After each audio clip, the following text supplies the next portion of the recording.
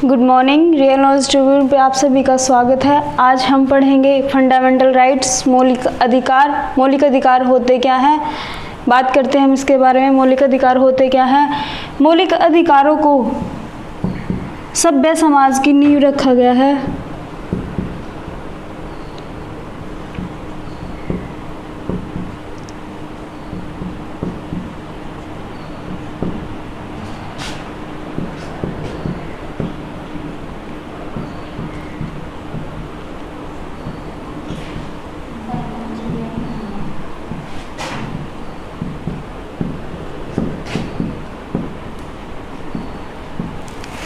जो हमारे मौलिक अधिकार हैं वो समाज को आगे बढ़ाने के लिए अनिवार्य होते हैं, या हम कह लें कि बहुत अति आवश्यक होते हैं। संस्कृति को समाज की आधारशिला माना जाता है। जब हमारा समाज की स्थापना की जाती है तो सबसे पहले बात आती है संस्कृति की। तो संस्कृति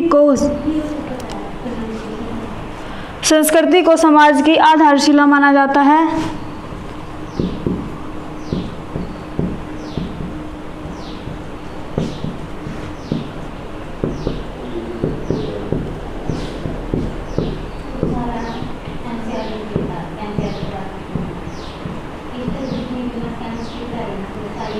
बात करें हम अधिकारों की तो स्टार्टिंग में जो हमारे नॉर्मल से ही अधिकार होते हैं जिनका संविधान में उल्लेख नहीं मिलता है, अपनी नॉलेज के लिए हम जान लेते हैं। तो अधिकार होते कौन कौन से हैं? मूल अधिकार,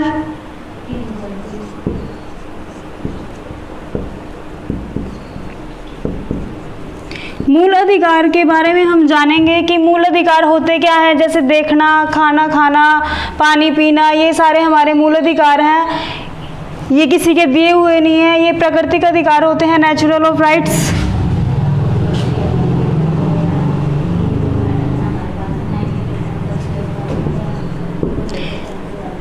बात करें हम इसके फादर की तो इन अधिकारों के जो फादर हैं इनका जिक्र किसने किया है? तो फादर है इनके जॉन लॉक।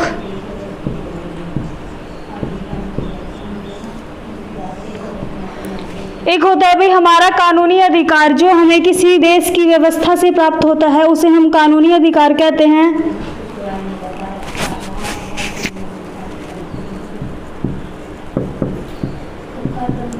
कानूनी अधिकार कौन से होते हैं हमारे? जो किसी देश की व्यवस्था से लिए जाते हैं।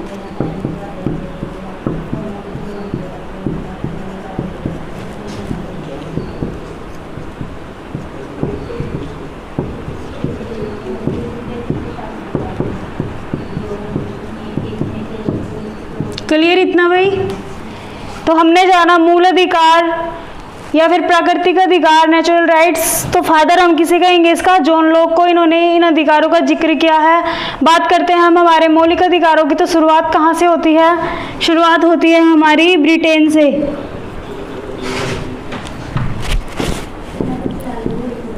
मौलिक अधिकारों की शुरुआत की बात करें हम कहाँ से होती है?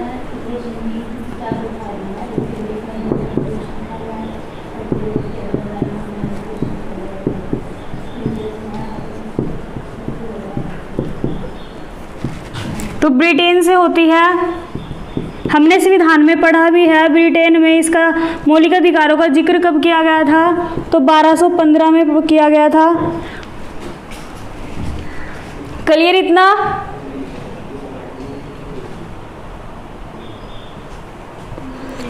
बात करें हम यहाँ का जो संविधान है कैसा है, तो लिखित दस्तावेज में हमारे मौलिक अधिकारों को लिखा गया है।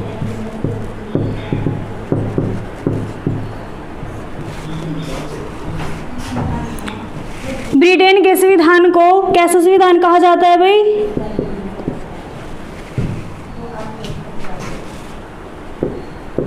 मौलिक अधिकारों को ब्रिटेन संविधान में मौलिक अधिकारों को मैग्ना कार्टा के नाम से जाना जाता है।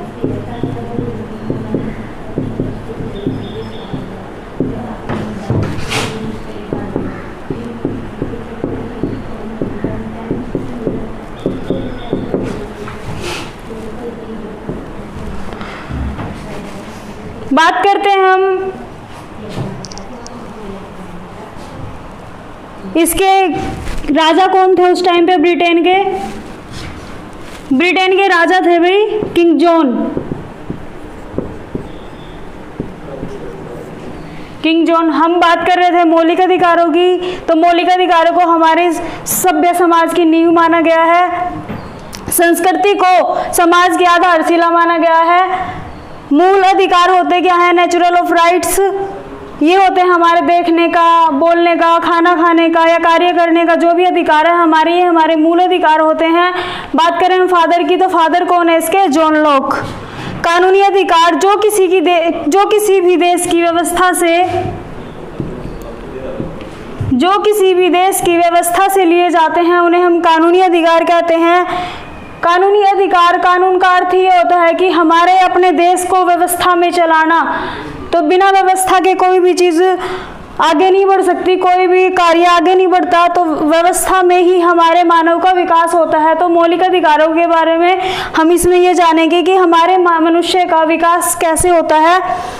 तो मौलिक अधिकारों की शुरुआत जानते हैं हम कहाँ से हुई थी? ब्रिटेन से। कब हुई थी? 1215 में हुई थी। कैसे दस्तावेज मिलते हैं वहाँ के? लिखित दस्तावेज मिलते हैं। राजा की बात करें हम, तो राजा कौन है उस टाइम का? King John. संविधान में मौलिक अधिकार को मैग्ना कार्टा के नाम से जाना जाता है। किसके संविधान में? ब्रिटेन के संविधान में मौलिक अधिकारों को मैग्ना कार्टा के नाम से जाना जाता है। क्लियर इतना?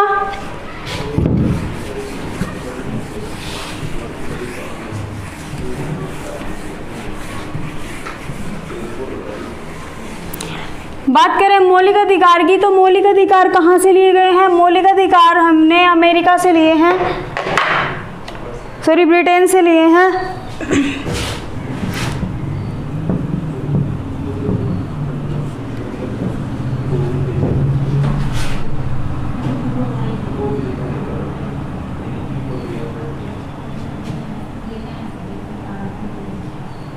संविधान के भाग 3 में हमारे मौलिक अधिकारों का उल्लेख मिलता है भाई।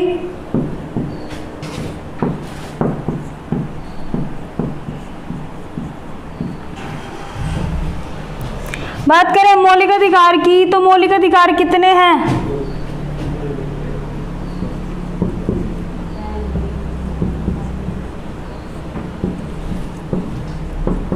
मौलिक अधिकार पहले 7 थे।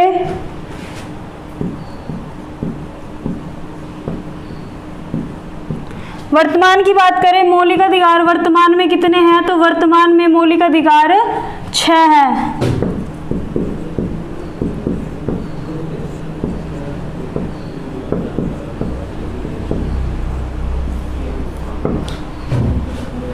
कितने मौलिक अधिकार है वर्तमान में? 6। एक 7वां अधिकार कौन सा था जो अब नहीं है? 7वां अधिकार था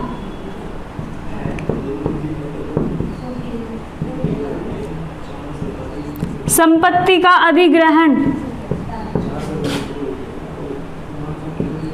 या फिर कह लें संपत्ति का अधिकार। कब हटाए गए इसे? 44वें संशोधन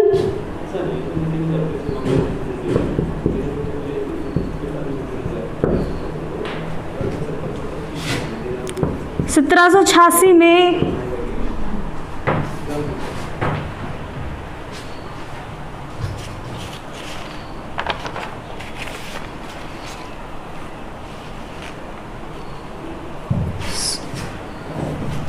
सॉरी भाई डेट गलत हो गई। 1978 में 44वां संशोधन 1978 में इसको हटा दिया गया।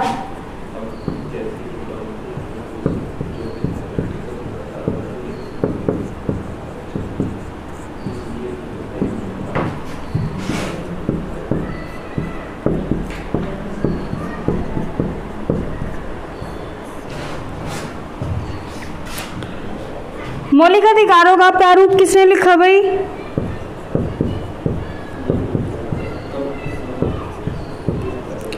मौलिक अधिकारों का प्रारूप तैयार किया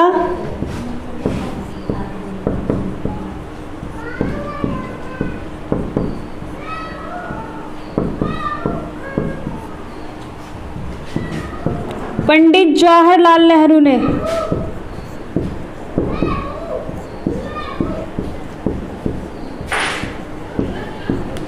क्लियर इतना। बात करें हम मौलिक अधिकारों की मांग किसने की थी?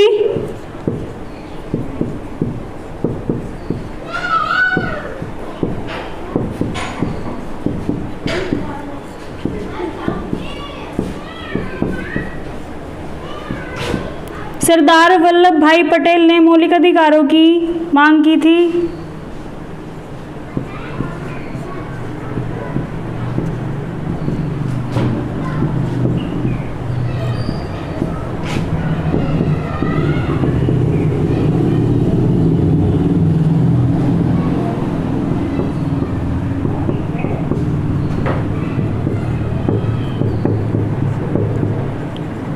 बात करें हम कब करी थी भाई? 1931 में मांग की गई थी, कराची अधिवेशन में।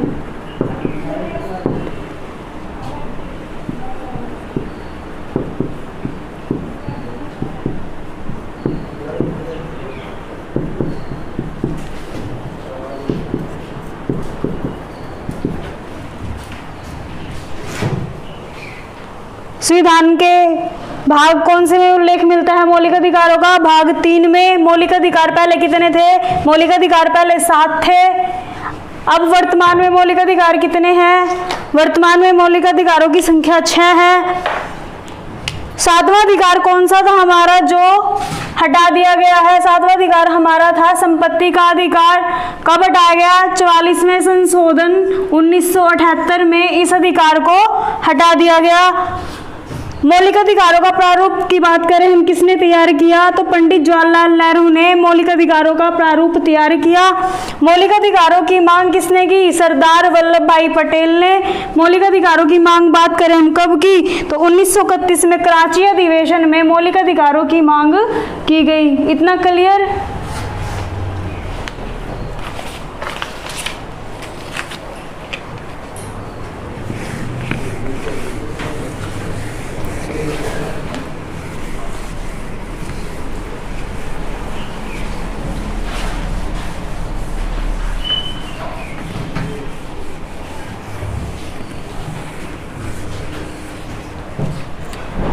अब डिस्कस करते हैं मौलिक अधिकार। 6 तो है, पर कौन कौन से हैं?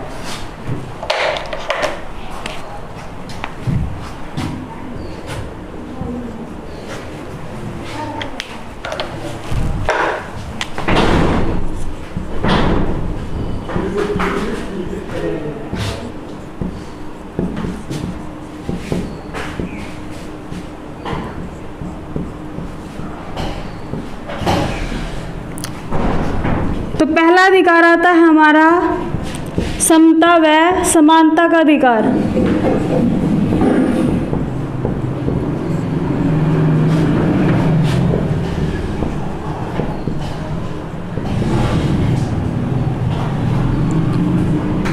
मौलिक अधिकारों का जिक्र कौन सी उसमें किया गया है? आर्टिकल 12 से 35 में। 12 से 35 में। तो क्षमता व समानता का अधिकार आर्टिकल 14 से 18 में है।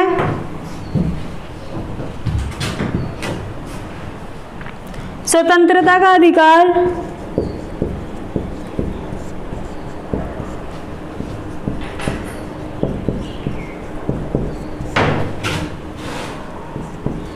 आर्टिकल 19 से 22 में मिलता है भाई।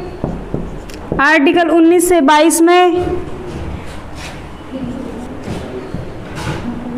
शोषण के विरुद्ध अधिकार। कभी आप लोग समझो भी शोषण का अधिकार, शोषण का अधिकार नहीं, शोषण के विरुद्ध अधिकार का उल्लेख मिलता है हमें 23 से 24 में।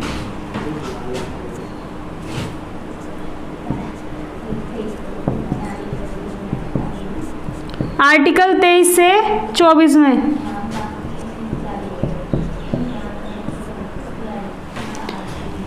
चौथे अधिकार पे आ गए हम। चौथा अधिकार कौन सा है हमारा? धार्मिक स्वतंत्रता का अधिकार।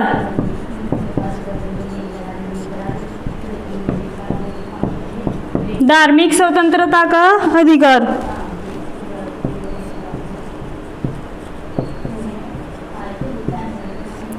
आर्टिकल 25 से 28 में इसका उल्लेख मिलता है। आर्टिकल 25 से 28 में हमारे धार्मिक स्वतंत्रता का अधिकार का उल्लेख मिलता है। बात करें 5वें अधिकार की, सांस्कृतिक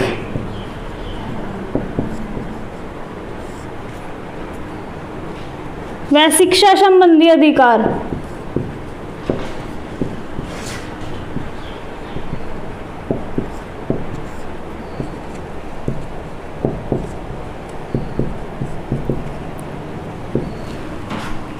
संस्कृति व शिक्षा संबंधी अधिकार का उल्लेख मिलता है 29 से 30 में।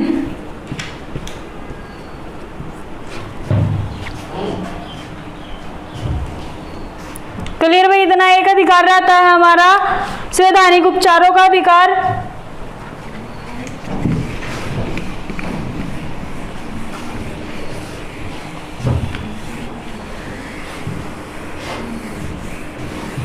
छठा अधिकार कौन सा हमारा? संवैधानिक उपचारों का अधिकार।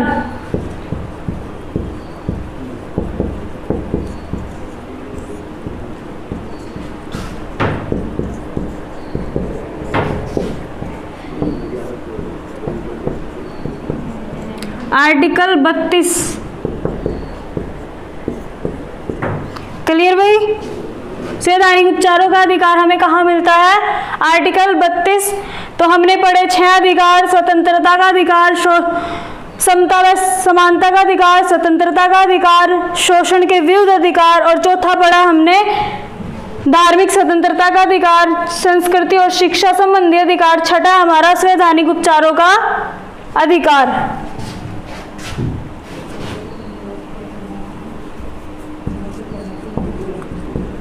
संवैधानिक उपचारों का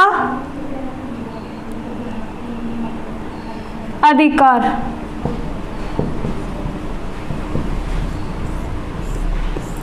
तो हम जान लेते हैं भाई समता और समानता के अधिकार में क्या है।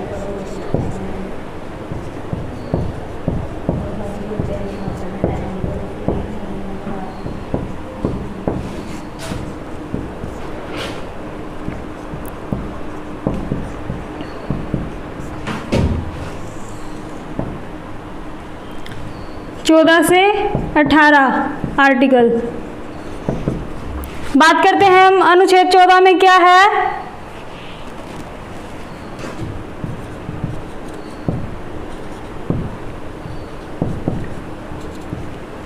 कानून के समक्ष सभी को समान अधिकार हैं।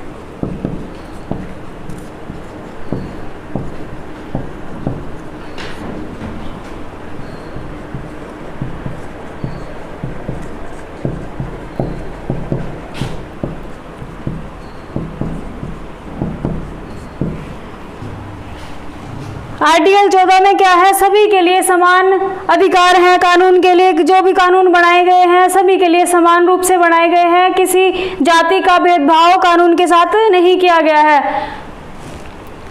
आर्टिकल 15 में क्या है? बात करें आर्टिकल 15 की तो 15 में है किसी भी व्यक्ति को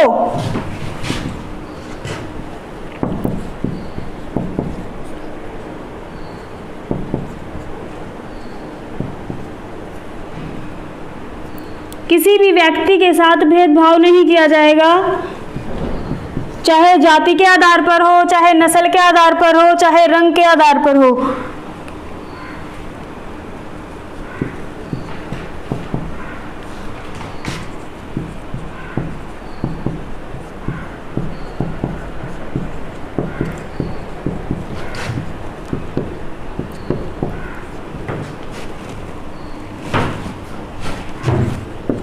जैसे धर्म के आधार पर, जाति के आधार पर, नस्ल के आधार पर किसी के साथ भेदभाव नहीं किया जाएगा।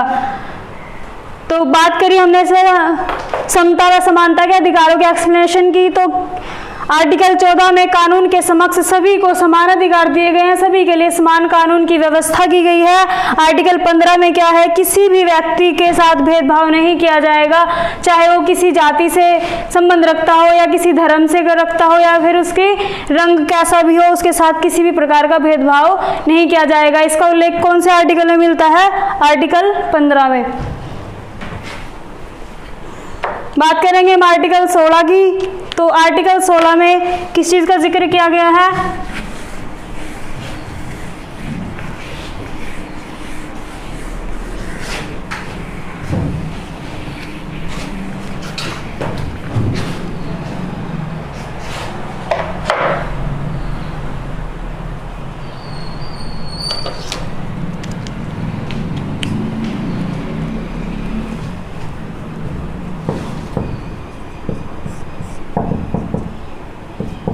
सभी नागरिक को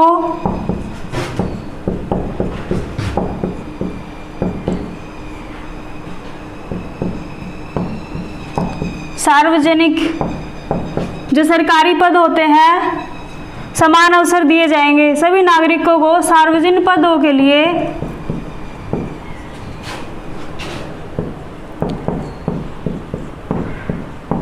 समान अवसर प्राप्त किए जाएंगे।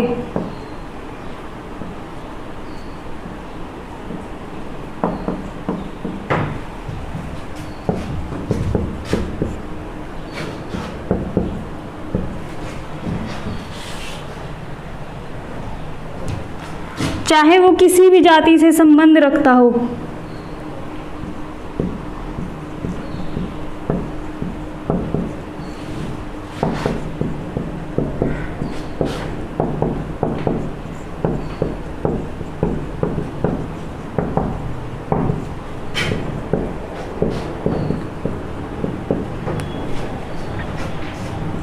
SC या ST या फिर कोई भी पिछड़ा वर्ग,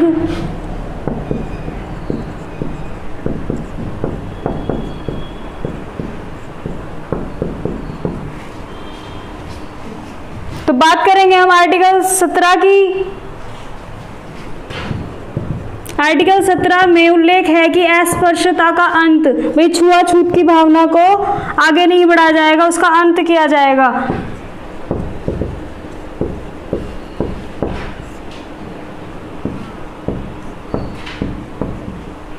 क्लियर इतना? बात करें हम आर्टिकल 18 की। आर्टिकल 18 में क्या है? समता व समानता के अधिकार में आर्टिकल 18 के अंदर किस चीज का उल्लेख किया गया है? उपाधियों की समाप्ति।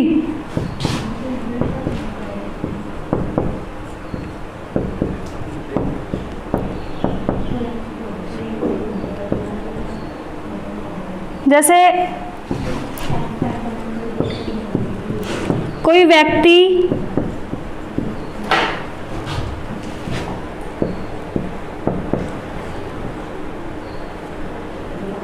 किसी विदेश की उपाधि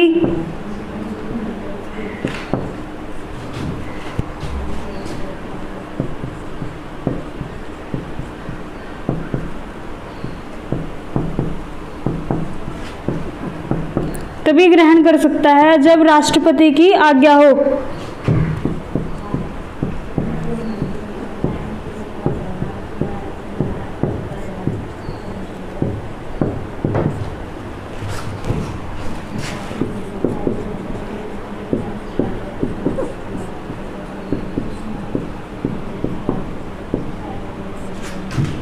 बिना राष्ट्रपति के आज्ञा के बिना कोई भी व्यक्ति किसी विदेश की उपाधि को स्वीकार नहीं कर सकता है।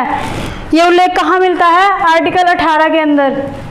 बात करेंगे हम स्वतंत्रता के अधिकार की, तो हमारा दूसरा मौलिक अधिकार आता है स्वतंत्रता का अधिकार।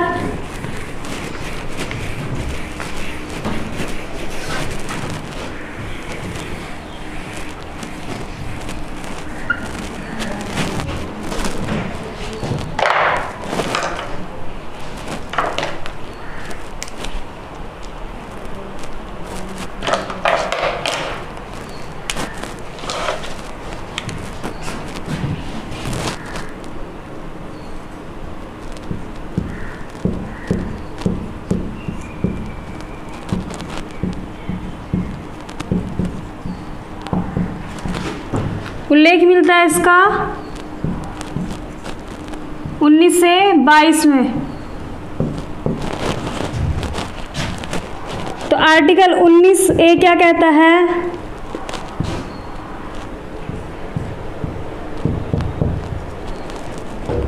बोलने का अधिकार या फिर बोलने की स्वतंत्रता।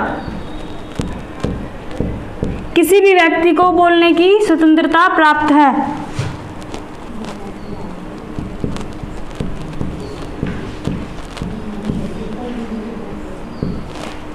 क्लियर इतना? आर्टिकल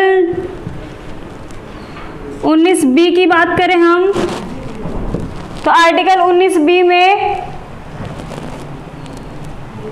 शांतिपूर्वक बिना हथियारों के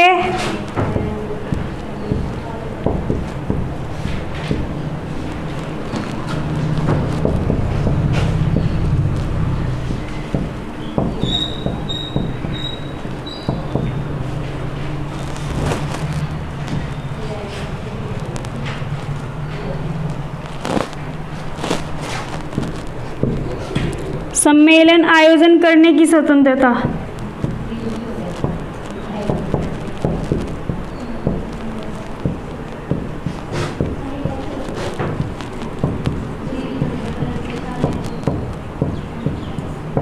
क्लियर?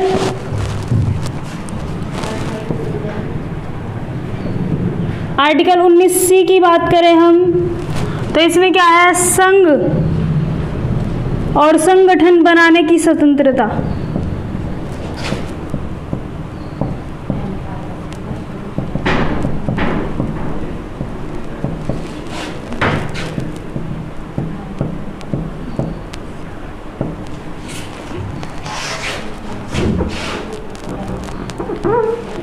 कोई भी अपना संघ बना सकता है, संगठन समूह बना सकता है भाई, इसकी हमें स्वतंत्रता दी गई है आर्टिकल 19C के तहत। बात करें हम आर्टिकल डी की,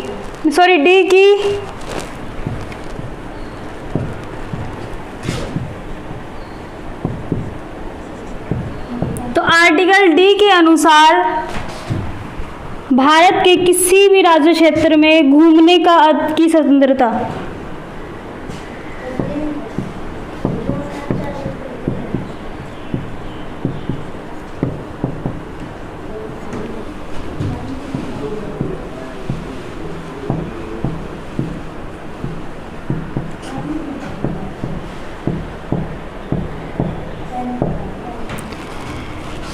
आर्टिकल ई में क्या है?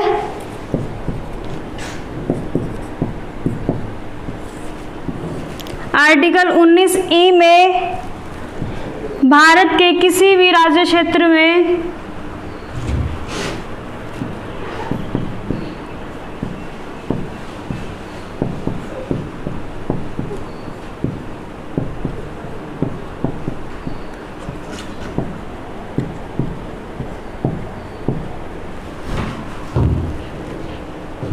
निवास करने की स्वतंत्रता।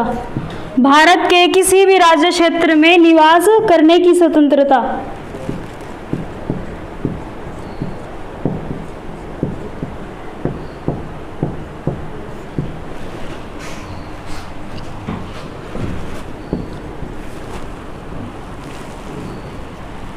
तो हमने पढ़ा स्वतंत्रता का अधिकार हमारा मौलिक अधिकारों का दूसरा अधिकार है। स्वतंत्रता का अधिकार आर्टिकल 19 से 22 में इसका उल्लेख मिलता है। तो 19A की हम बात कर रहे थे। आर्टिकल 19A में हमें बोलने की स्वतंत्रता है। 19B में शांति पूर्वक बिना हथियारों के सम्मेलन आयोजन करने की स्वतंत्रता है। 19C की बात करें हम संघ और संगठन बनाने की स्वतंत्रता है। 19D की बात करें हम भारत के किसी भी राज्य में हमें आने जाने की स्वतंत्रता है। ई में किसी भी राज्य क्षेत्र में भारत के हम निवास कर सकते हैं। क्लियर इतना? बात करेंगे हम 19G की, क्योंकि F में हमारा संपत्ति का अधिकार था, उसका उल्लेख था, जिसे हटा दिया गया है 44वें संशोधन 1978 में।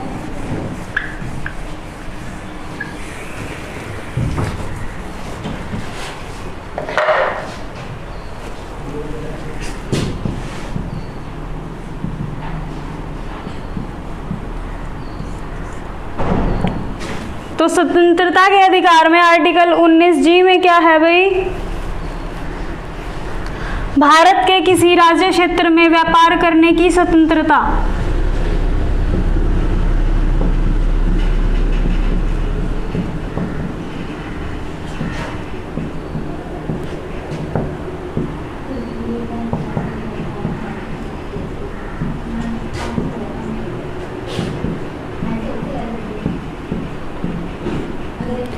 क्वेश्चनिंग की जाए कि राज्य क्षेत्र का व्यापार करने की स्वतंत्रता कौन से आर्टिकल में दी गई है, तो 19G में हमें ये स्वतंत्रता दी गई है कि हम किसी भी राज्य क्षेत्र के साथ, भारत के किसी भी राज्य क्षेत्र के साथ व्यापार कर सकते हैं। क्लियर इतना?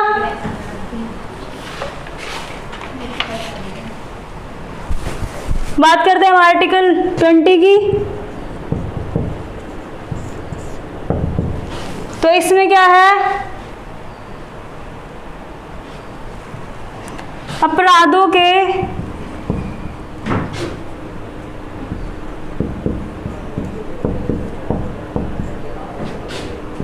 दोष सिद्ध करने का संरक्षण।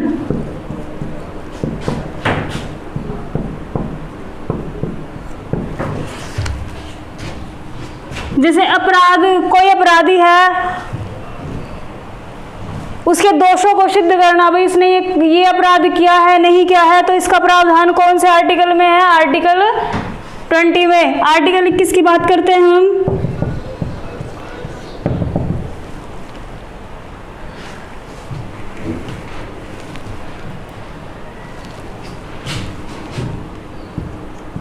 प्राण कह ले या जीवन कह ले,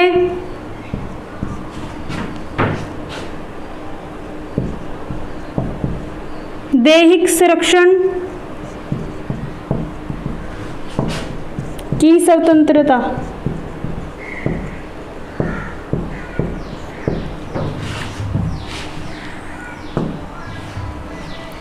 प्राण और जीवन दैहिक संरक्षण की स्वतंत्रता हमें आर्टिकल 21 में है। आर्टिकल 21A में क्या है?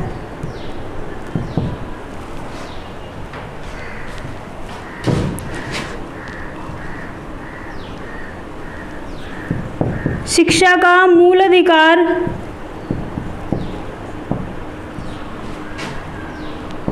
शिक्षा को मूल अधिकार माना गया है।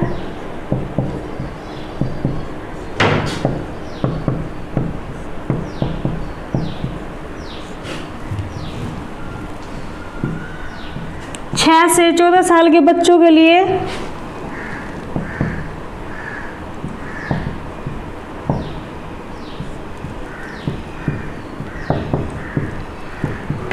शिक्षा अनिवार्य है।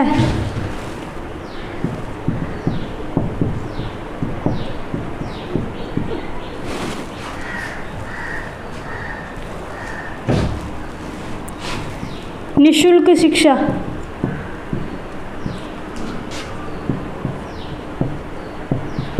कब हुआ यह संशोधन? 86वां संशोधन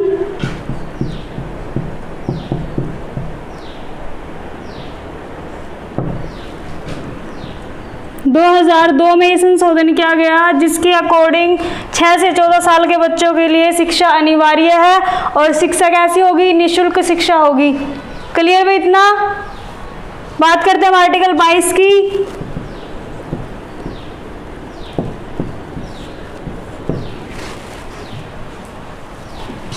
तो इसमें क्या आता है? गिरफ्तारी के संबंध में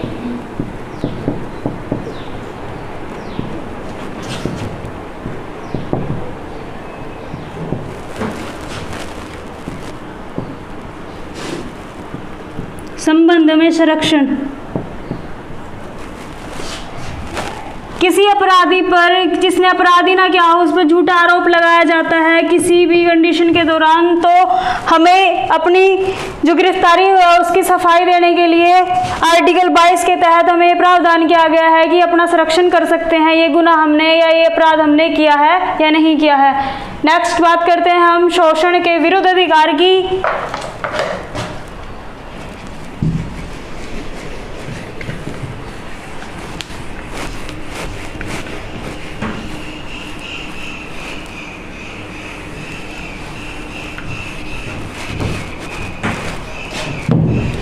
तो तीसरा मौलिक अधिकार है हमारा शोषण के विरुद्ध अधिकार। आर्टिकल 22 तक हो गए हमारे, तो 23 से 24 आर्टिकल में इसका उल्लेख किया गया है।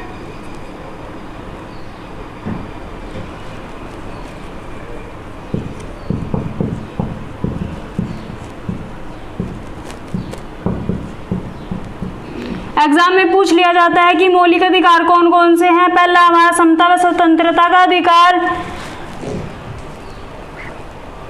दूसरा है स्वतंत्रता का अधिकार, तीसरा है शोषण के विरुद्ध अधिकार, चौथा हमारा है धार्मिक स्वतंत्रता का अधिकार और संस्कृति एवं शिक्षा संबंधी अधिकार, छठा हमारा संवैधानिक उपचारों का अधिकार। तो जानेंगे हम शोषण के विरुद्ध अधिकार में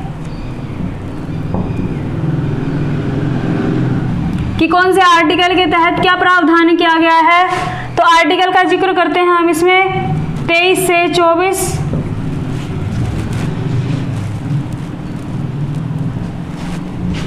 बात करें हम 23वें आर्टिकल की,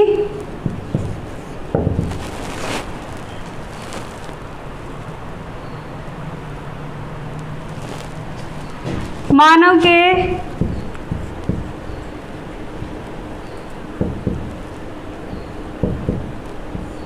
दुर्व्यापार और बलात्श्रम की मनाही है।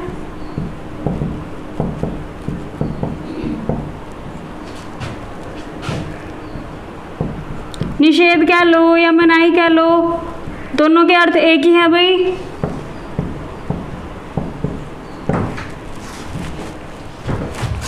कि किसी के साथ दुर्व्यापार नहीं कर सकते हम और किसी से बच्चे से श्रम नहीं करवा सकते। ये कौन से आर्टिकल में लिखा गया है? आर्टिकल 23 में। कौन से में? शोषण के विरुद्ध अधिकार। बात करें हम आर्टिकल 24 की,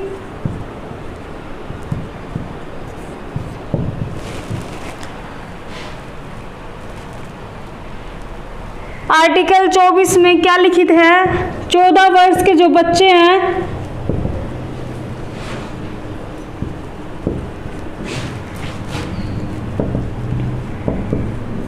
चौदह वर्ष के बच्चों से कारखानों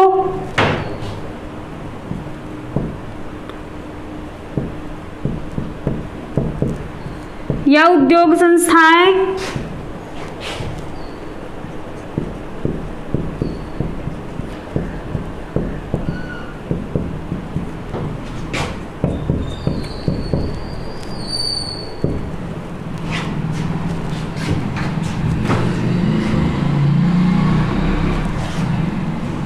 उनमें काम नहीं करवाया जाएगा।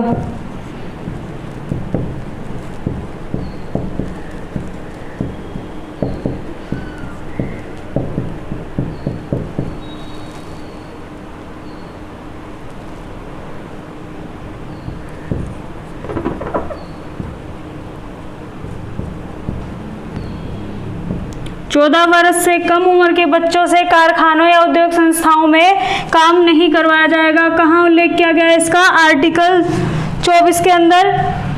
तो हमारा आर्टिकल कंप्लीट होता है शोषण के विरुद्ध अधिकार। बात करते हैं हम चौथे आर्टिकल की, धार्मिक स्वतंत्रता का अधिकार। चौथा आर्टिकल क्या है हमारा? धार्मिक स्वतंत्रता का अधिकार। 25 से 28 आर्टिकल में इसका उल्लेख मिलता है।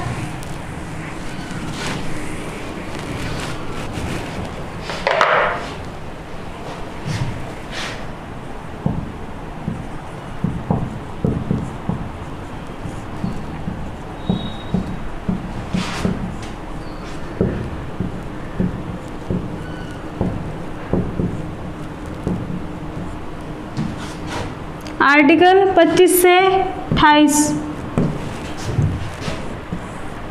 बात करते हैं आर्टिकल 25 की, तो क्या है आर्टिकल 25 में?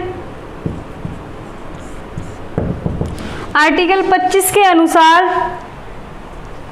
किसी भी धर्म को अपनाने, कोई भी व्यक्ति किसी भी धर्म को अपना सकता है, किसी धर्म का प्रचार कर सकता है।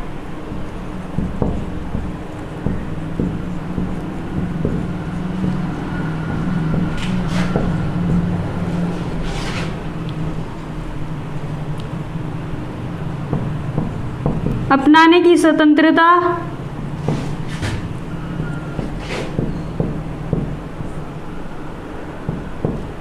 व प्रचार प्रसार करने की स्वतंत्रता।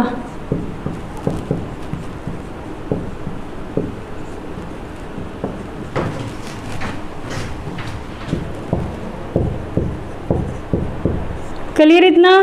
आर्टिकल 26 की बात करें हम तो आर्टिकल 26 में क्या है, कोई भी धार्मिक कार्यों का प्रबंध करना है तो उस चीज की स्वतंत्रता है भाई। धार्मिक कार्यों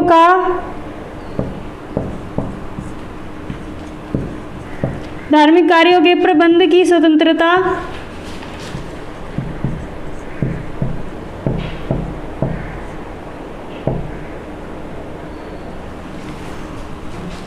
आर्टिकल 27 में बात करेंगे हम। आर्टिकल 27 किस बात का उल्लेख करता है,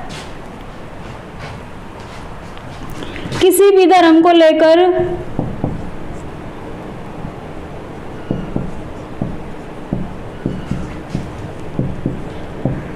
कर में छूट, जो टैक्स लिया जाता है उसमें छूट दी जाएगी।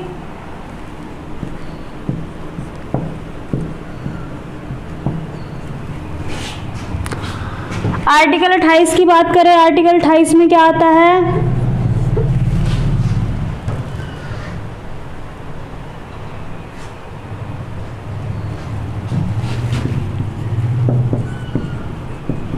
किसी भी धर्म के शिक्षा संस्थानों का संचालन करने की स्वतंत्रता।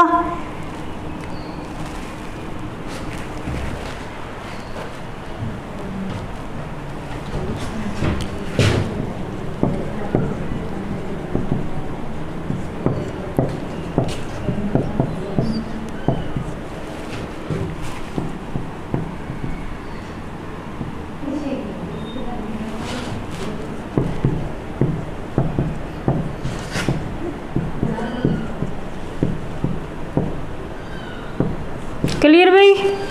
तो बात कर रहे हैं हम चौथे मौलिक अधिकार की, तो चौथा अधिकार है धार्मिक स्वतंत्रता का अधिकार। आर्टिकल 25 से 28 में इसका जिक्र मिलता है। 25वें आर्टिकल में क्या आता है, हमें किसी भी धर्म को अपनाने की स्वतंत्रता है, किसी भी धर्म का प्रचार प्रसार करने की स्वतंत्रता है।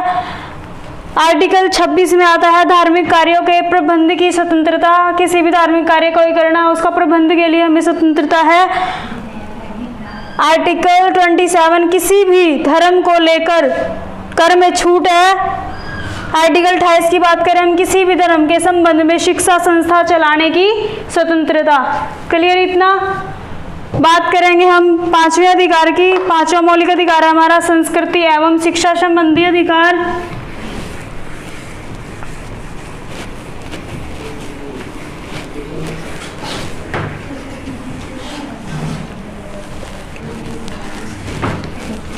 पांचवा अधिकार कौन सा है हमारा, संस्कृति एवं शिक्षा संबंधी अधिकार।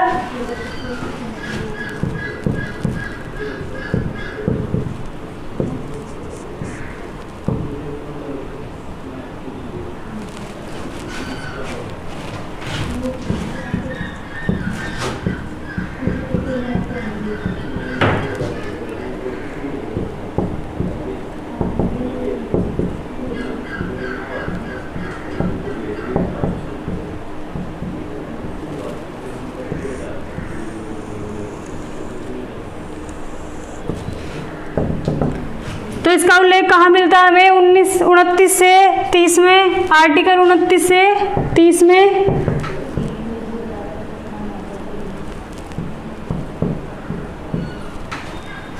तो बात करते हैं हम आर्टिकल 29 की। तो आर्टिकल 29 में किस चीज़ का उल्लेख किया गया, किस बात का जिक्र किया गया है,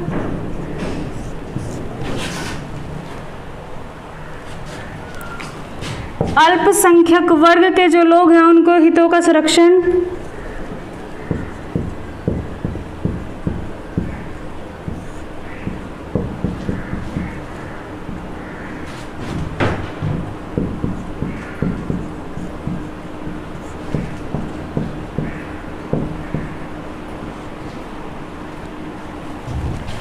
अपनी संस्कृति के हिसाब से कोई भी अपने धर्म को किसी भी तरीके से चलाए, उसके हितों का संरक्षण किया जाएगा। वह अपने हितों का संरक्षण कर सकता है। बात करें हम आर्टिकल 30 में क्या है,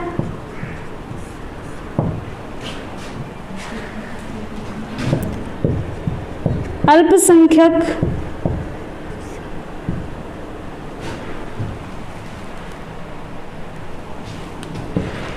वर्ग के द्वारा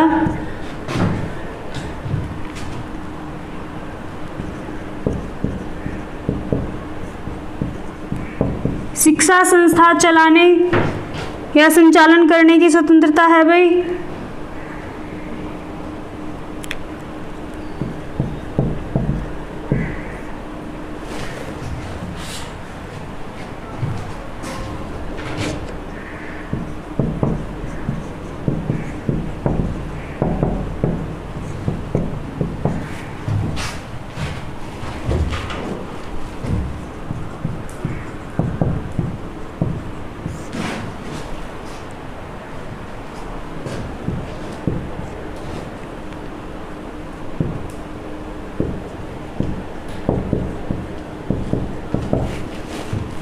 बात कर रहे थे हम पांचवें मौलिक अधिकार की, तो पांचवा मौलिक अधिकार है संस्कृति एवं शिक्षा संबंधी अधिकार। आर्टिकल 29 से 30 में मिलता है। आर्टिकल 29 में क्या उल्लेख किया गया, अल्पसंख्यक वर्ग के हितों का संरक्षण, भाई अपने हित में जो कार्य हो रहा है उनका संरक्षण कर सकते हैं वो लोग।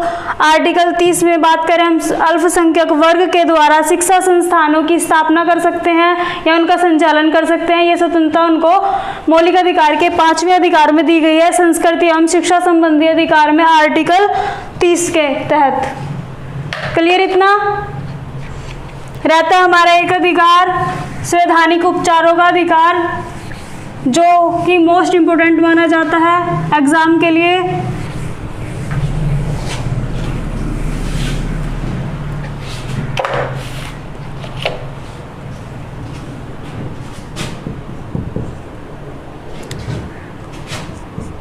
ये इंपॉर्टेंट है तो इस पे स्टार लगा दिए भाई।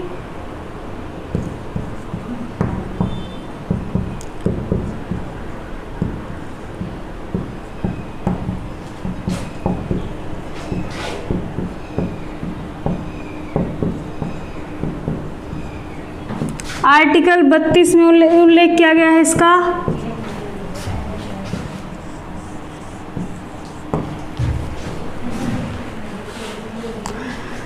तो बात करते हैं हम इसके बारे में, थोड़ा डिस्कस कर लेते हैं।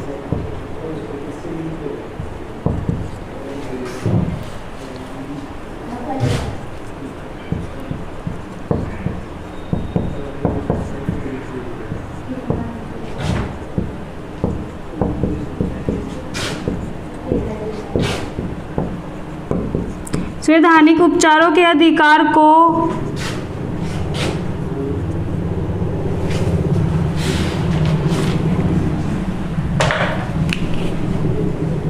डॉक्टर भीमराव अंबेडकर ने संविधान की आत्मा कहा है भाई।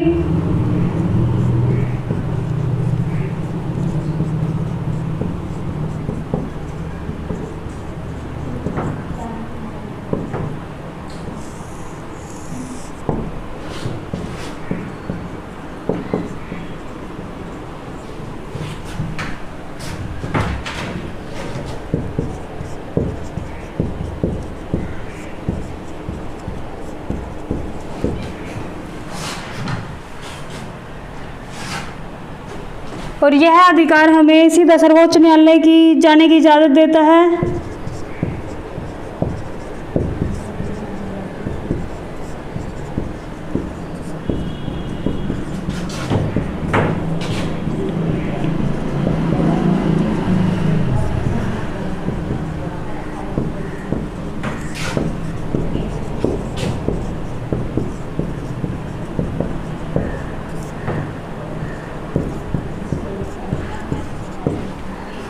अगर हमारे संवैधानिक उपचारों के अधिकार का हनन होता है तो इस अधिकार के तहत हम सर्वोच्च न्यायालय में जा सकते हैं। डायरेक्ट हमारी सुनवाई सर्वोच्च न्यायालय में हो सकती है। तो बात करते हैं हम आर्टिकल 32 के तहत। इसके अंतर्गत आता क्या है, यदि किसी व्यक्ति के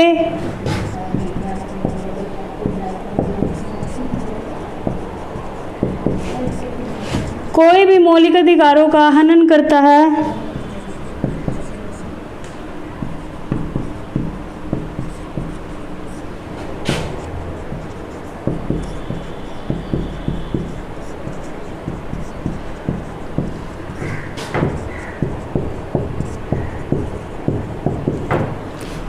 मौलिक अधिकारों का हनन करता है तो वह सर्वोच्च न्यायालय की शरण ले सकता है।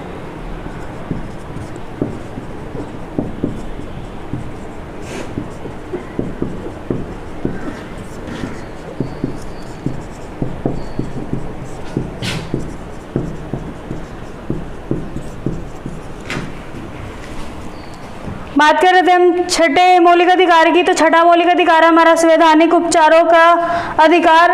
जिक्र किया है इसका आर्टिकल 32 में। तो संवैधानिक उपचारों के अधिकार को भीमराव अंबेडकर ने क्या कहा है? संविधान की आत्मा कहा है। यह अधिकार हमें सीधा सर्वोच्च न्यायालय जाने की इजाजत देता है। और आर्टिकल 32 के तहत यदि किसी भी व्यक्ति का कोई भी मौलिक अधिकार में हनन करता है तो वह सर्वोच्च न्यायालय की शरण ले सकता है। क्लियर? संवैधानिक उपचारों के अधिकार में सर्वोच्च न्यायालय 5 प्रकार की रिट जारी करता है। आज के लिए इतना ही। रिट पढ़ेंगे हम नेक्स्ट क्लास में। Thank you.